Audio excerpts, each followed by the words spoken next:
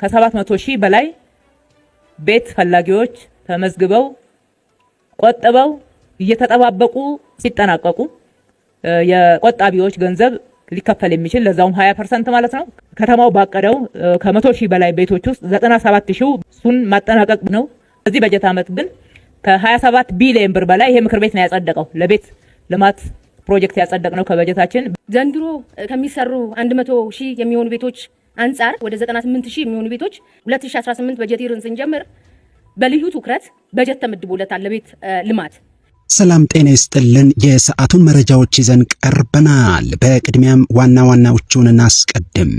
ለ1997 እና ለ2005 የኮንዶሚኒየም ተመዝጋቢዎች የኮንዶሚኒየም ዕጣ አወጣጥ ማስተላለፍና አጠቃላይ የቤቶች ግንባታን በተመለከተ የአዲስ አበባ ከተማ አስተዳደር ከንቲባ ወይዘሮ አዳነች አቤቤ ማብራሪያ ሰጡ። በአዲስ አበባ ከ100,000 ቤቶች ውስጥ በርካታዎች ግንባታቸው በፍጥነት እየተከናወነ እንደሚገኝና በርካታዎች ደግሞ መጠናቀቃቸውን የአዲስ አበባ ከተማ አስተዳደር ከንቲባ ወይዘሮ አዳነች አቤቤ ጨምረው ተናግረዋል። ከዚህ ቀደም የነበረው አሰራር 20% ከቆጣቢው ቀሪው በባንክ ብድር ይገነባ እንደነበረ ተናግረው አሁን ለቤቶች ግንባታ ልዩ ትኩረት በመስጠታችንና በርካታ ቤቶችን በአጭር ጊዜ ለመገንባት ስላቀደን 27 ቢሊዮን ብር በጅተናል። ይህ ተደርጎ አይታወቅም ብለዋል። አጠቃላይ የኮንዶሚኒየም ግንባታ ማስተላለፍን ጨምሮ በተለያዩ ጉዳዮች ላይ ዝርዝር ማብራሪያ ሰጥተዋል። ከራሳቸው አንደበት እንከታተላለን። የአዲስ አበባ ቤቶች ልማትና አስተዳደር ቢሮ ኃላፊ ቅድስት ወልደ ጊዮርጊስ በበኩላቸው በ2018 በጀት ዓመት ለመገንባት ከታቀደው 100,000 ቤቶች ውስጥ 98,000 ቤቶች ግንባታቸው በፍጥነት እየተከናወነ ይገኛል ብለዋል። አጠቃላይ የኮንዶሚኒየም ቤቶች ግንባታና ግንባታቸውን በተመለከተ ቢሮአቸውን የተመለከቱ ጉዳዮችን በዝርዝር አብራርተዋል። የመኖሪያ ቤት ችግርን በዘላቂነት ለመቅረፍ የሞርጌጅ ስርዓትን ለማስጀመር ዝግጅት እየተደረገ መሆኑን ጠቅላይ ሚኒስትር ዶክተር አብይ አህመድ መናገራቸው ይታወሳል። የቤት ልማት ፖሊሲ በቅርቡ መጽደቁን የገለጹ ጠቅላይ ሚኒስትሩ በሚቀጥሉት 5 ዓመታት በመንግስትና በግል አጋርነት 1.5 ሚሊዮን ቤት ለመገንባት ሰፋፊ ስራዎች መጀመራቸውን ተናግረዋል። የቤት አልሚዎችና ገዢዎች ከባንኮች ጋር በማዋዋል ቤት የሚያለሙበት የሞርጌጅ አሰራር ስርዓት ኢትዮጵያ ውስጥ እስካሁን ድረስ አለመኖሩን በማንሳት ቤት አልሚዎችም ሆኑ ቤት ገዢዎች ሳይጎዱ ከባንኮች ጋር ተዋውለው ቤት የሚያገኙበትን አሰራር ለመጀመር ዝግጅት እየተደረገ መሆኑን አብራርተዋል። እነዚህንና አጠቃላይ ከኮንዶሚኒየም ጋር የተገናኙ መረጃዎችን በዝርዝር እንመለከታለን። ለዚህ ቻናል አዲስ ከሆናችሁ ሰብስክራይብ በማድረግ ወቅታዊ መሰል መረጃዎችን በፍጥነት ማግኘት ትችላላችሁ። እስከ መጨረሻው አብራችሁን ቆዩ። በቅድሚያ የአዲስ አበባ ቤቶች ልማትና አስተዳደር ቢሮ ኃላፊ ቅድስት ወልደ ጊዮርጊስ የቤቶች ግንባታን በተመለከተ የሰጡትን ማብራሪያ እንከታተል። እንደሚታወቀው የቤት ልማት ላይ ከወትሮ ጊዜ በጣም በተለየ መልኩ በልዩ ትኩረት ከተማ አስተዳደሩ ልዩ ትኩረትን ሰጥቶ ልማቱን እያፋጠነ ያለበት ጊዜ ላይ ነው ያለነው። ስናነጻጽርም ከለውጥ በፊት ከተሰሩ ቤቶች ይልቅ ከለውጥ በኋላ የተሰሩ ቤቶች እጅግ በጣም በርካቶች ናቸው። በአዲስ እይታ በአዲስም ደግሞ አስተሳሰብ ከለውጥ ወዲህ 5 ሞዳሊቲዎችን ከተማ አስተዳደሩ በመቅረጽ ከለውጥ በፊት የተሰሩ 174,000 የሚሆኑ ቤቶችን በማየት እዛ ላይ የነበረውን ፌላሪቲ በሚገባ በመንቀስ ከዛም ትምህርት በመውሰድ ከለውጥ በኋላ በእነዚህ ሞዳሊቲዎች ብቻ ከ380,000 በላይ የሚሆኑ ቤቶችን ለማልማት ተችለዋል። ይሄ እንዲህ እንዳለ ከ45,000 በላይ የሚሆኑ ቤቶች ደግሞ ከዚሁ ላይ በበጎ ፈቃደኞች ባለሀብቶችን በማስተባበር የሀገራዊ ግዴታቸውን የግነታዊ ግዴታቸውን ማህበራዊ ኃላፊነታቸውን እንዲወጡ በማድረግ ባልተለመደ እይታ የተሰሩ ለሀገር ባለውለታዎች ደግሞ የተላለፉ ቤቶች ናቸው ማለት ነው። ዘንድሮ ከሚሰሩ 100,000 የሚሆኑ ቤቶች አንጻር በምን ልክ ዝግጁ ናችሁ? ፋይናንሻሊም እንዴት ነው ችግሩን ልትቀርፉ ያሰባችሁት ከሚለው ሐሳብ ተነስቼ ተወሰነ ነገር ልበል። እንደሚታወቀው እስካሁን ድረስ በ5 ሞዳሊቲዎች ብቻ ወደ 98,000 የሚሆኑ ቤቶች ግንባታ የተጀመሩ ናቸው።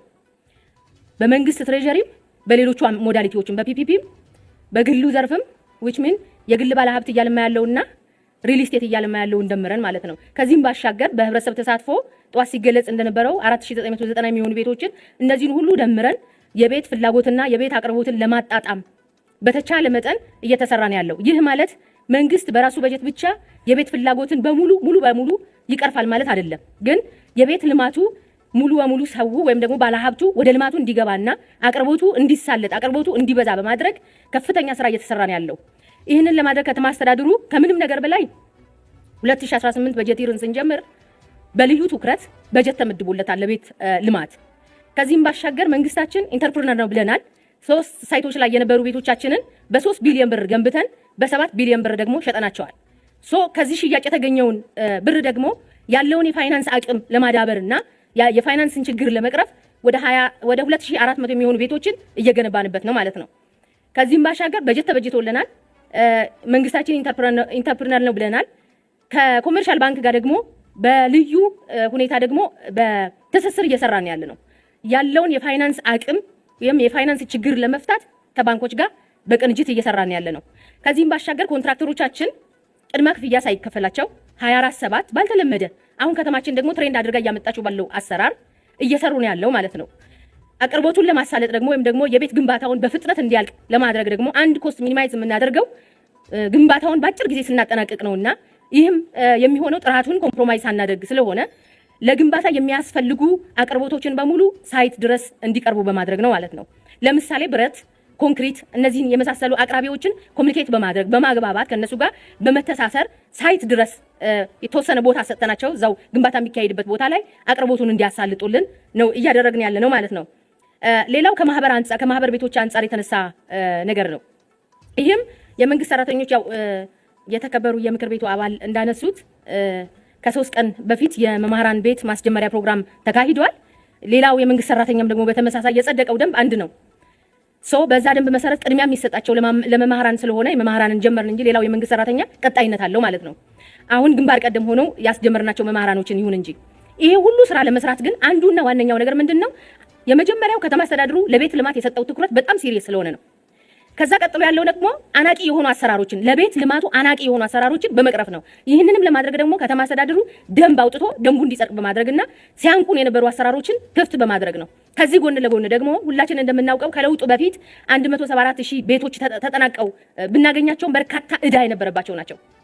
ዕዳም ብቻ ሳይሆን ሙሉ በሙሉ ያልተጠናቀቁም ናቸው። እስካሁን ድረስ ያው ቀደም የተከበረው የምክር ቤት አባል ሲያነሱት እንደነበረ የጥራት ክሪቲካል ችግር የነበረባቸው የኢንፍራስትራክቸር ክሪቲካል ችግር የነበረባቸው ናቸው። ከተማ አስተዳደሩ ደግሞ በቢሊዮን የሚገመት በጀት በመበጀት ለመንገዶችም በውሃ በኩልም ቶታሊ የፍሳሽ ማስወገጃ ችግር የነበረባቸውን ሳይቶች በሙሉ እነሱ ሙሉ በሙሉ እንዲሰራላቸው በማድረግ የትራንስፖርት አክሰስ እንዲኖራቸው በማድረግ ኢን ቢሊዮን ተበጅቶላቸው ቤቶቹ ፈንክሽናል እንዲሆኑ የተደረገበት አግባብ አለ።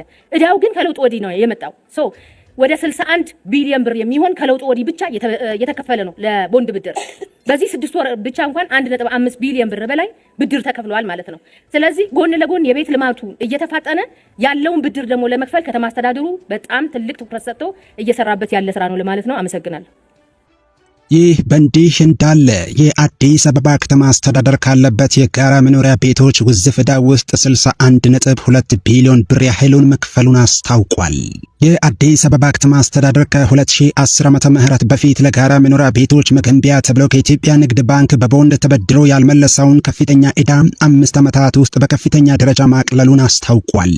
የከተማ አስተዳደሩ የዕዳ ሰነድ ቦንድ በማስያዝ ከተበደረው ውስጥ ወለድን ጨምሮ 61.2 ቢሊዮን ብር የሆነውን ባለፉት 5 ዓመታት ውስጥ ለኢትዮጵያ ንግድ ባንክ መክፈሉን አርብ ታኅሳስ 9 ቀን 2018 ዓመተ ምህረት የ6 ወራት የሥራ አፈጻጸም ሪፖርታቸውን ለከተማ አስተዳደሩ ምክር ቤት ያቀረቡት ከንቲባ አዳነች አቤቤ ገልጸዋል።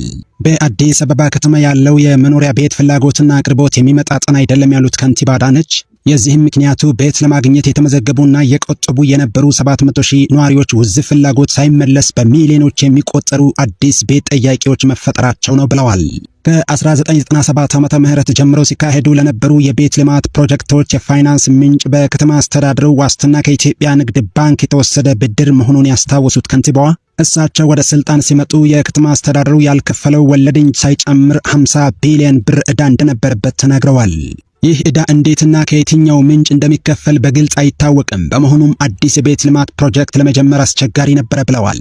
ይህም ቢሆን ከለውጡ በፊት ተጀምረው ያልተጠናቀቁ 380,000 የጋራ መኖሪያ ቤቶችን የማጠናቀቅ ሥራ የከተማ አስተዳደሩ ማከናወኑን አስረድተዋል።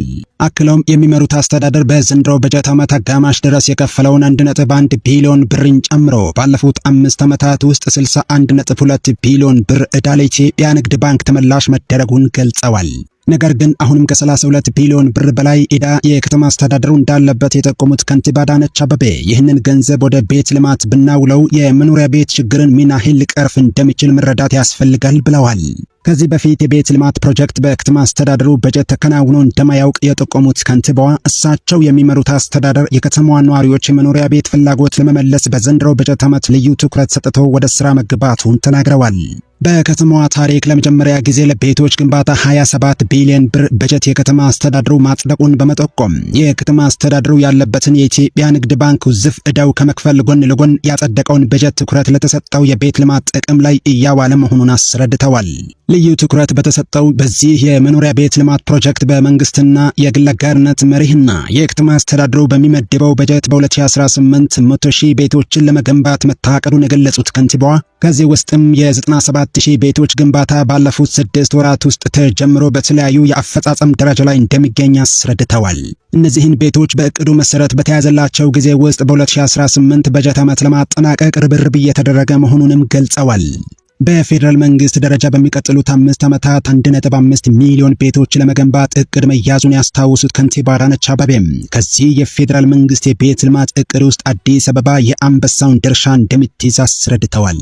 እየተከናወነ የሚገኘው የ100,000 ቤቶች ግንባታ ላይ በፌደራል መንግስት የታቀደው የ5 ዓመት የቤት ልማት ፕሮጀክት ሲታከልበት የአዲስ አበባ ከተማን የመኖሪያ ቤት ፍላጎት ትርጉም ባለው መልኩ ሊመልስ እንደሚችል ተናግረዋል። ቤት ልማት ላይ እንግዲህ በዋናነት ዋናው ችግር ምንድነው ካል አቅርቦትና ፍላጎት አለመጣጣም። ይሄ አቅርቦትና ፍላጎት አለመጣጣም ቤት ስላልተገነባ አይደለም። ከተማችን ላይ የቤት ፍላጎት በከፍተኛ ሁኔታ እየጨመረ ነው ያለው። አንደኛ ውዝፍ ጥያቄ ያለ ሳይመለስ የቆየ ይሄ ለውጥ ሲመጣ ከ700,000 በላይ ቤት ፈላጊዎች ተመዝግበው ቆጥበው እየተጠባበቁ ሳሉ ነው ይህንን ኃላፊነት የተረከብነው። በሌላ በኩል ደግሞ ከተማ ላይ በሚሊዮኖች የሚቆጠሩ ቤት ጠያቂዎች አሉ። በየጊዜው ወደ ከተማው በሚደረገው ፍልሰት ወደ አዲስ አበባ ከተማ የመጣ ሁሉ ቤት ነው የሚለው። የመጀመሪያው ጥያቄ ቤት ነው። አንድ ይሄ ችግር አለ። በሁለተኛ ደረጃ ሌላው ውዝፍ ችግር አለ። ለቤት ልማት ለጋራ መኖሪያ ቤቶች ከተማዋ ዋስትና የሰጠችበትና የተበደረችበት ወደ 50 ቢሊዮን የሚሆን ዕዳን የተረከብነው ያልተከፈለ ከየትኛው የተሰራ የቤት ልማት ነው የሚከፈለው ሲባልም ግልጽ የሆነ ምላሽ ያላገኘንለት የተወሰኑ ብቻ በሂደት ላይ ያሉ ቤቶች ሲጠናቀቁ የቆጣቢዎች ገንዘብ ሊከፈል የሚችል ለዛውም 20% ማለት ነው። ከዛ ያለፈ አይደለም። ከዛ ውጪ ግን በተለያየ መንገድ ከመልካም አስተዳደር ጋራ ከቤት ማስተላለፍ ችግሮች ጋራ ተያይዘው በነበሩ ምክንያት የተወዘፈ ዕዳ ሆኖ ነው ያገኘነው። እሱ ላይ ወለድ ሲጨመር ከዛ በላይ ነው የሆነው። በዚህ 5 ዓመታት ወደ 61 ቢሊዮን ከፍለናል። በዚህ ሩብ ዓመት ብቻ ከ1.1 ቢሊዮን ብር በላይ ነው የከፈልነው። እንደገና ደግሞ እየወለደ ነው የሚሄደው ቀሪው። አሁንም ወደ 32 ቢሊዮን ዕዳ አለብን። ይሄንን ወደ ቤት ልማት ብንቀይረው ኖሮ የት ልንደርስ እንደምንችል ማየት ይቻላል። እንደዛም ሆኖ ወደ 380,000 ቤቶችን አጠናቀናል በእነኚህ ለውጥ ዓመታት። ግማሾቹ ተጀምረው የነበሩ ያልተጠናቀቁ የጋራ መኖሪያ ቤቶች ናቸው። በርካታ ጉለት የነበረባቸው መሰረተ ልማት፣ የመንገድ፣ የውሃ፣ የመብራት፣ የፍሳሽ ስርዓት ያልተሰራላቸው ቤቶቹም ጭምር አንዳንዶቹ እንደገና ለመገንባት ግድ ያለን ችግሮች አጋጥመውናል ማለት ነው። በአዲስ መንገድ ነው ኮንትራትም የተሰጠው እንደምታውቁት። እነኚህ ችግሮች ተደማምረው የቤት ልማት ስራችን በከፍተኛ ሁኔታ ትኩረት የተሰጠው ቢሆንም ከፍላጎት ጋር የተጣጣመ አይደለም። ይህንን መነሻ በማድረግ በክቡር ጠቅላይ ሚኒስትራችን በ5 ዓመት 1.5 ሚሊዮን ቤት ለመገንባትና ለማቅረብ እንደ ሀገር ከታቀደው የአንበሳውን ድርሻ የምትወስደው አዲስ አበባ ናት። አንድ ሁለተኛ፣ በዚህ ዓመት ከተማው ባቀደው ከ100,000 በላይ ቤቶች ውስጥ 97,000 በሪፖርት ላይ እንደቀረበው ወደ ስራ ገብቷል። እሱን ማጠናቀቅ በምንችልበት ደረጃ ነው የያዝነው። ከተማችን ለመጀመሪያ ጊዜ ከራሷ በጀት ለቤት ልማት ቀጥታ እየመደበች መገንባት የጀመረችው በእነኚህ የለውጥ ዓመታት ነው። ነባር አመራሮች በዚህ ምክር ቤት ውስጥ አላችሁ። እንደምታውቁት በቦንድ ብድር ካልሆነ በስተቀር ቤት አይገነባም ነበር። በዚህ በጀት ዓመት ግን ከ27 ቢሊዮን ብር በላይ ይሄ ምክር ቤት ነው ያጸደቀው ለቤት ልማት ፕሮጀክት ያጸደቅነው ከበጀታችን። በተጨማሪው ደግሞ ብድርም እየጨመርን ጎን ለጎን ዕዳችንንም እየከፈልን የቤት ልማት ስራዎቻችንን እናፋጥናለን።